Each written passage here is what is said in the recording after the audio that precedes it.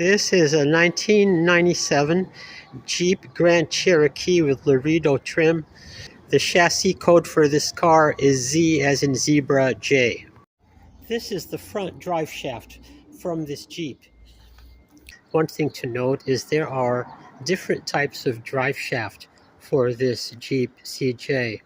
There's the drive shaft like the ones I showed with the CV joint in the front and the double cardan in the back. There's a second type of drive shaft that has double cardan in the back and U-joint in the front. And there's a third type that has CV joints on either end. Now, it's very confusing when you go to order parts, replacement parts, to get the right part for the right drive shaft. So just be aware of it and you'll do okay. Right here is the front end of the drive shaft.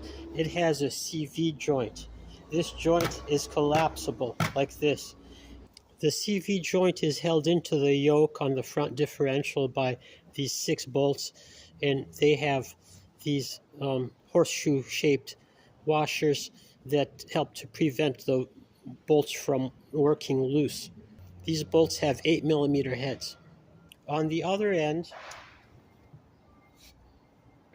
this has a double cardan joint, and this goes into the transfer case, to the yoke on the transfer case, and it is held in by 4 little bolts.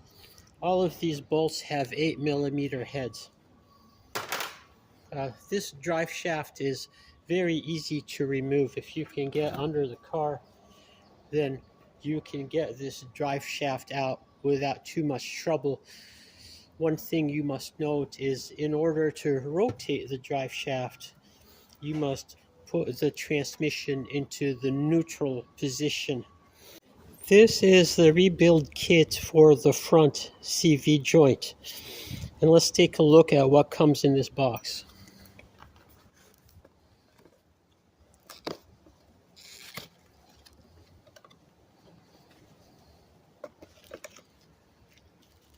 We have these 2 gaskets that go on the back and the front where these covers apply to the flange.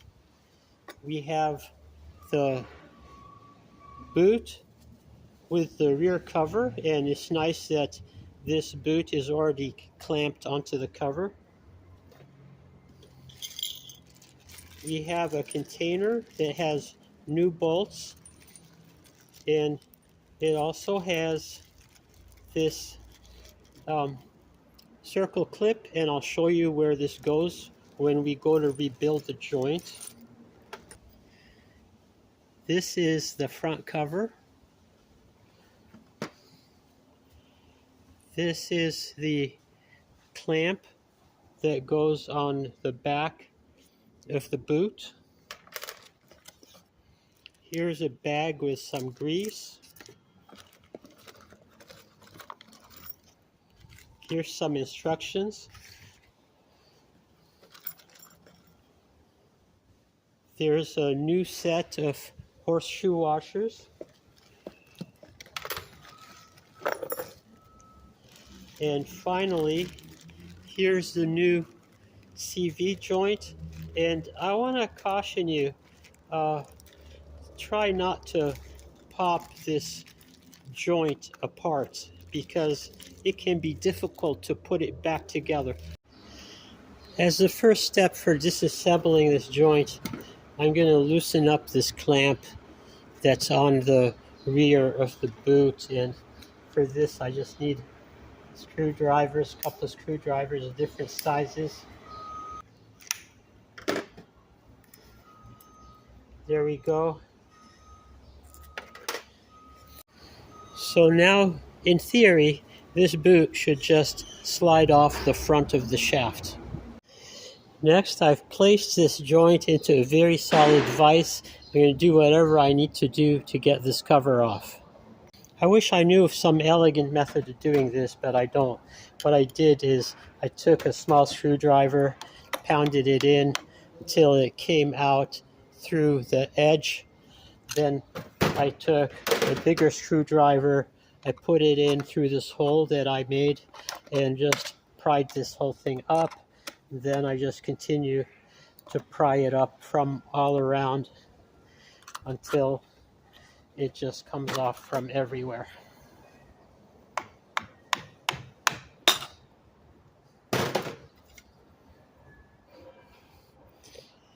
Now we can gain a look inside this joint and can sort of see what the problem is that this joint is almost completely dry of grease.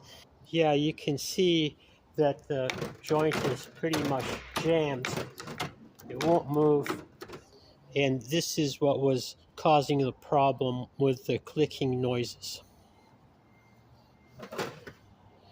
Right here, along the edge of the shaft, you can see where we have that circle clip, spring clip that we're going to release.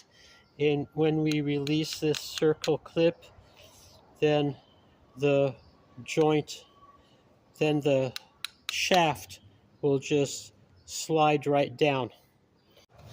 Now I'm going to show you again why this joint was causing trouble, and it's binding. Okay, it's binding. It should be completely free moving, but instead it's binding. Again, I give it a shot of brake cleaner.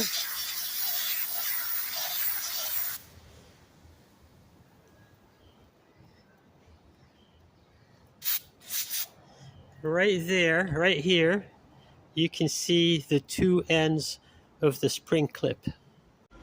So to release the spring clip, I'm going to use this specialty tool, and I'll include a link to a tool like this in the video description. This is pretty helpful. I mean, it's not 100% necessary, but it's pretty helpful when you want to work with parts like this. So in theory, this shaft should pull right out of this inner race. By the way, this is the inner race, this is the outer race, this is the cage, okay? But in practice, it always takes a little bit of convincing. I'm going to use some penetrating oil to get in on these splines. Now I've repositioned the outer race on top of the jaws of the vise, and I'm just going to do a little bit of gentle tapping using this hammer and this brass drift.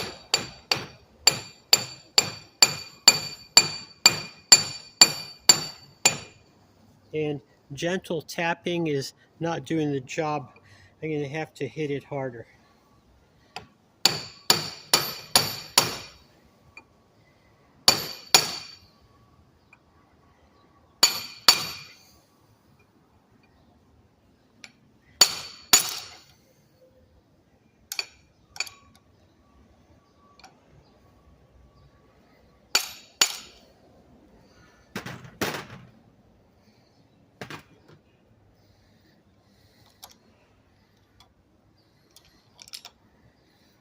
So I've managed to release the cage and the balls, which is not the result that I wanted, but doesn't really matter because I'm going to discard these anyway. These are all being discarded.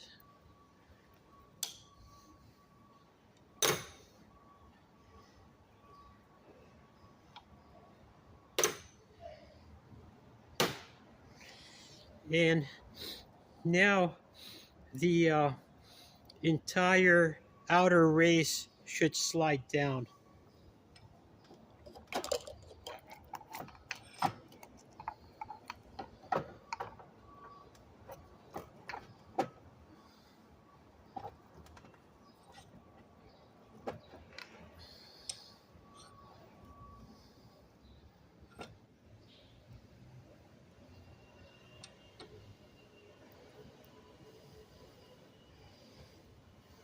So there we go. Now the inner race is supported, and I can bang directly onto the shaft.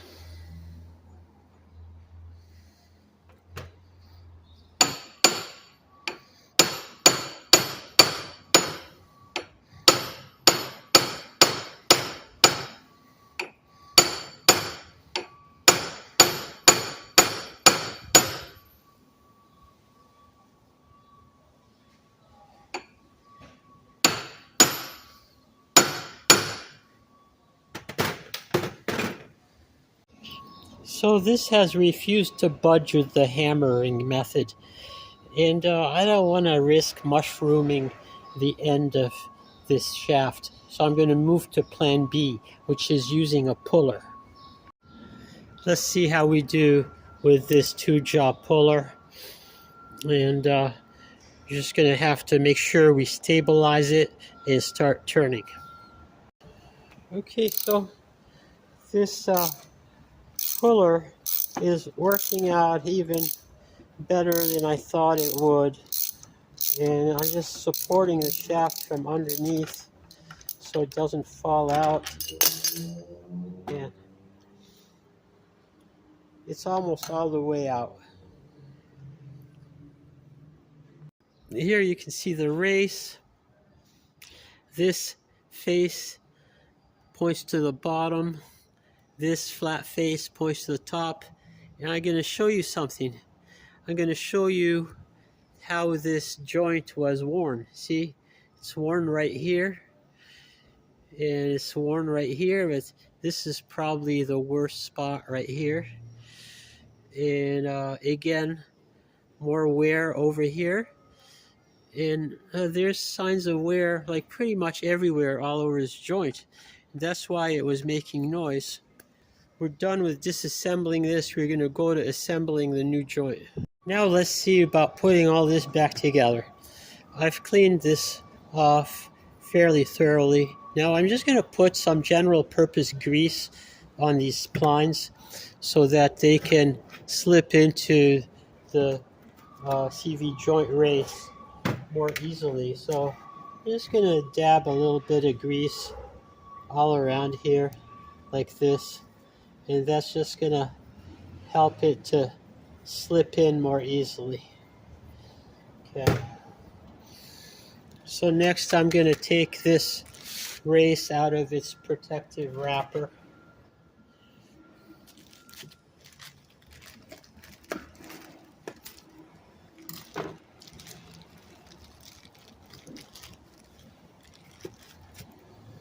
Okay. Now before I'm going to do anything with this, I'm going to get this boot and cover onto the shaft.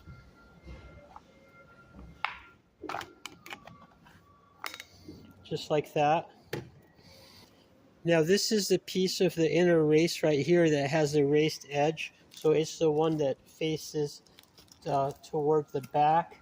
And this is the flat one, so it faces toward the front. I'm just going to put this down flat like this. And I'm going to take this, and I'm going to see if I can just slip it in.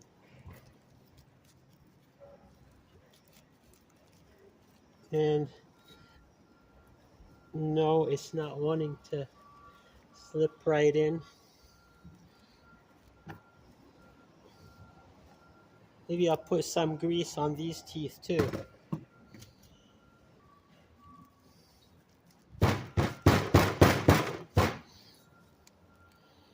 And it does not want to go. So I'm going to have to go to plan B. So for plan B, I'm going to take the CV joint. I'm going to position it right on top of the shaft, match up the splines as best I can. Okay, then I'm going to go get a rubber mallet, and while I support everything from all sides, I'm going to see if I can just hammer this down onto the shaft.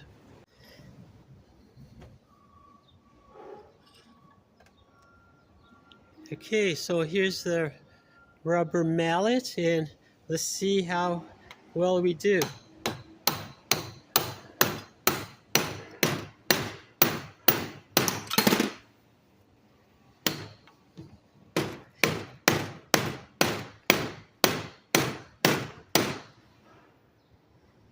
So even with this method with a rubber mallet, it's not wanting to go. It's going to have to go to plan C. So plan C is going to be to heat this race, this inside race, heat it up with a torch. Hope it expands enough so that it slips on top of the splines in the shaft. Here we are with the torch, and I'm only heating up this inner race where the splines have to slip over the shaft.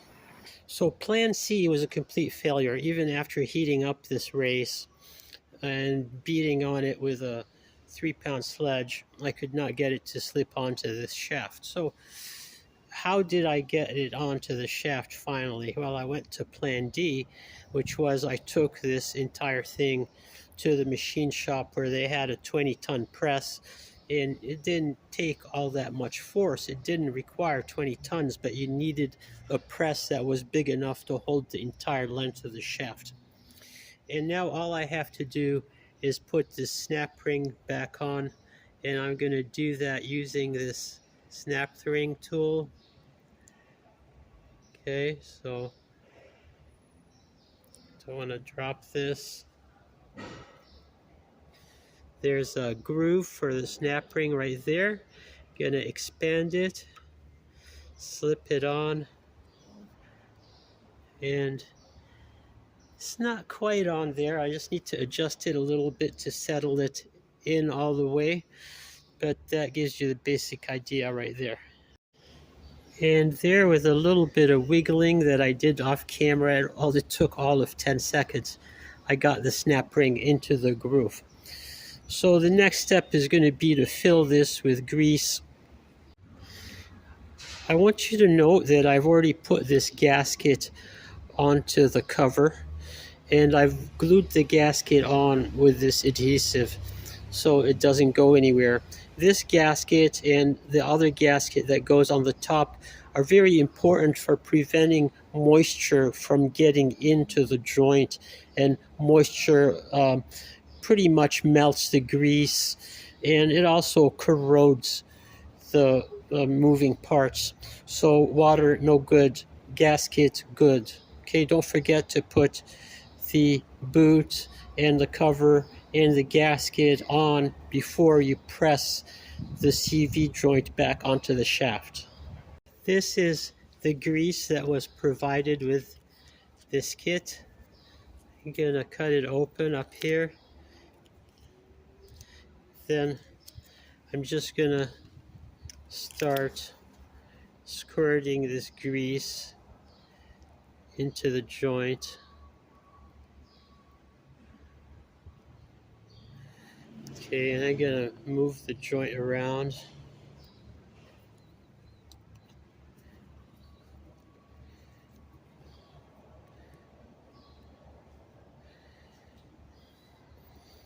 Then I'm gonna dab it in.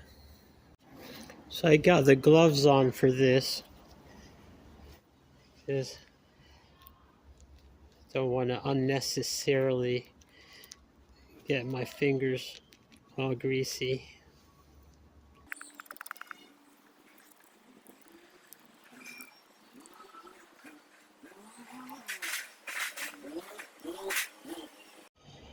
So I don't know if it was good planning or good measurement, but there's exactly enough grease to fill up this entire cup with the CV pulled up to its top position. Now the next step is to clean off this flange a little bit, and then I'm going to put the front cover back on. So here is the front cover that goes on here, and I've glued this gasket in place. These gaskets are very important. And I'm going to just wipe off a little bit of this excess grease off the flange and then push the cover on.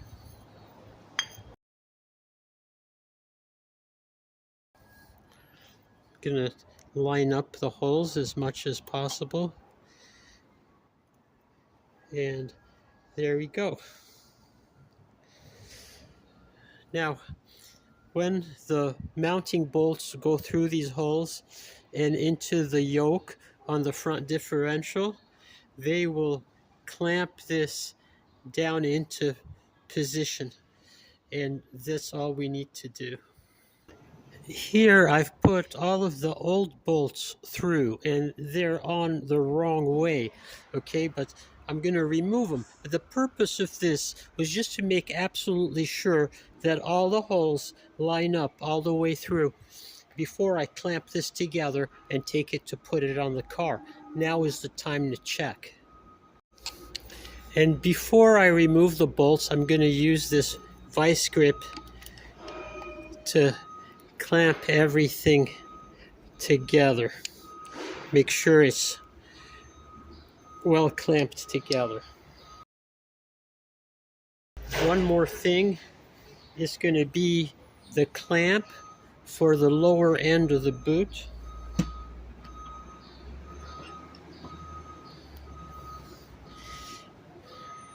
There's a clamp that goes right here.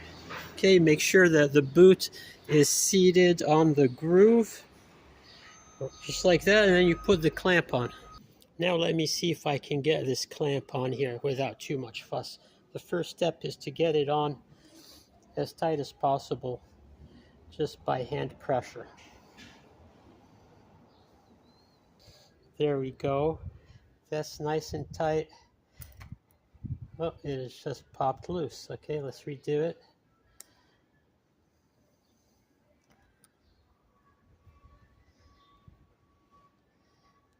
Okay, so it's on nice and tight just by hand pressure. Now I have to finish tightening it using the special tool that's made just for this purpose.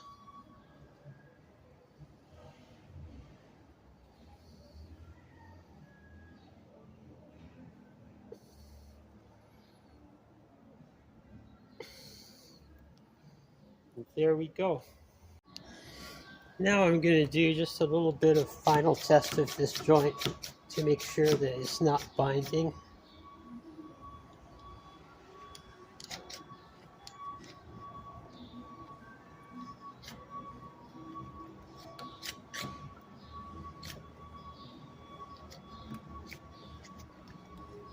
Okay, so it's moving nicely in every direction. All the holes are lined up. I can take these bolts out, and then I can put this on the car. I've seated the CV joint onto the yoke, and I'm going around with all these bolts and tightening them little by little, evenly, going all the way around. And these have a nice hex head, which is nice compared to the original bolts. Now on the back end, on the transfer case end, I had previously match marked with marker where the joint goes into the yoke, and I'm just going to put it back the way it was. It's all in, front and back, and I've used this blue thread locker on all of the bolts for the front and the back, and we're going to take it for a test drive. I'm out driving around in the Jeep, and previously, whenever I was braking or coming to a stop, like I am going to do in a minute here, the front end would start making a loud clicking noise, like the noise of a CV joint, a bad CV joint when you're turning. So here I'm braking now. I'm going to brake some more. And I'm going to make a turn. I'm going to go down this side street and brake again.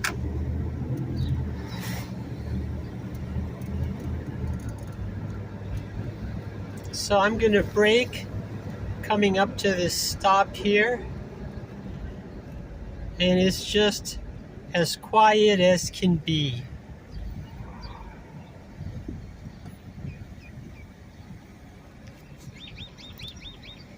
So I think that the repair worked, solved the problem.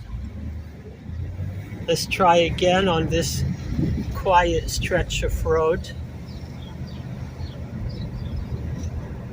just going to pick up a little speed and then brake again.